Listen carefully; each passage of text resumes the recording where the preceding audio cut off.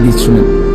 নবীজি বলেন, হায় বনি আদম, সারাক্ষণ কেবল বলে আমার মাল আমার মাল। দেখছেন গাড়িটা আমার, এই বাড়িটা আমার, এই 10 শতক জমি আমার। আল্লাহ নবী সাল্লাল্লাহু আলাইহি সাল্লাম বলেন, হাল্লাকা ইয়া ইবনা আদম মিন মাল, কোথায় তোমার মাল? এই বনি আদম, মাল তোমার বলতে কে বললো এগুলো তোমার? তো তুমি যেহেতু চিরস্থায়ী ভাবে দুনিয়া থেকে কবরের দিকে চলে যাচ্ছ, এগুলোর সাথে নিচ্ছ না কেন? তোমার হলো কোত্থেকে? তোমার কেবল 3টা মাল, 3টা জিনিস তোমার।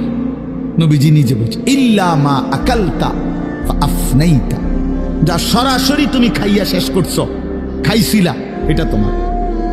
আও লাবিস্তা ফাআবলাইতা, যেটা সরাসরি তুমি গায়ে দিছিলা, পরছিলা, পোশাক তোমার গায়ে, এগুলো তোমার।